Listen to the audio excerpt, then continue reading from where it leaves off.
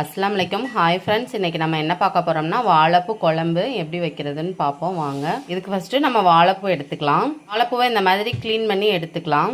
இதை ஒரு பாத்திரத்தில் போட்டு ஒரு 2 ஸ்பூன் கடலை மாவு போட்டுக்கலாம், 1 ஸ்பூன் அரிசி மாவு போட்டுக்கலாம், தேவையான அளவு உப்பு சேர்த்துக்கலாம், 1 ஸ்பூன் மிளகாய் தூள் சேர்த்துக்கலாம். இதை கொஞ்சமாக தண்ணி ஊற்றி நல்லா பிணைஞ்சு கொஞ்சம் நேரம் ஊறட்டும், ஒரு 1/4 மணி நேரம் ஊறட்டும். அதுக்கப்புறமா நம்ம குழம்புலாம் தாளிச்சுட்டு இதை நம்ம ரெடி பண்ணிக்கலாம். இது நமக்கு நல்லா ஊறிடுச்சு. இப்போ வந்து நம்ம பொரிச்சு எடுத்துக்கலாம். இந்த மாதிரி நம்ம நல்லா பொறுன்னு பொரிச்சு எடுத்துக்கலாம். இப்போ வந்து நம்ம குழம்பு வைக்க ஆரம்பிச்சிடலாம்.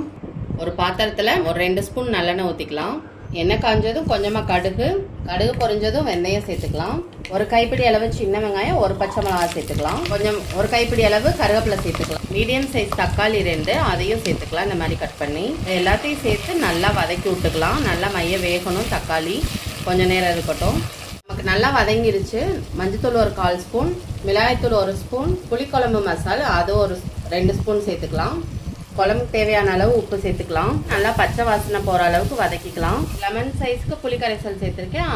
ஒரு செம்பு தண்ணி ஊற்றி நம்ம மூடி வச்சிடலாம். நல்லா கொதிச்சு வத்தட்டும். அதுக்கப்புறம் நம்ம இந்த பொரிச்சு வச்ச நம்ம பூவை சேர்த்துக்கலாம். நமக்கு நல்லா கொதிச்சு ரெடி ஆயிருச்சு. இந்த ஸ்டேஜில் வந்து நம்ம பொரிச்சு வச்ச பூவை சேர்த்துக்கலாம். அவ்வளோதான். ஒரு 5 நிமிஷம் கொதிக்க விட்டு நம்ம ஆஃப் பண்ணிடலாம். அவ்வளோதாங்க, நமக்கு சூப்பராக சைவ ஐர மீன் குழம்பு ரெடி ஆயிடுச்சு. இங்கே பாருங்கள், மீன் குழம்பு மாதிரியே இருக்குது. அவ்வளோ டேஸ்ட்டாக சூப்பராக இருக்கும். நம்ம அப்படியே எடுத்து அப்படியே சாப்பாடு வச்சு இங்கே பாருங்கள், மீன் குழம்பு தான் அவ்வளோ டேஸ்ட்டாக சூப்பராக இருக்கும். அவ்வளோ அருமையாக இருக்குது. நீங்களும் ட்ரை பண்ணி பாருங்கள். Thank you friends.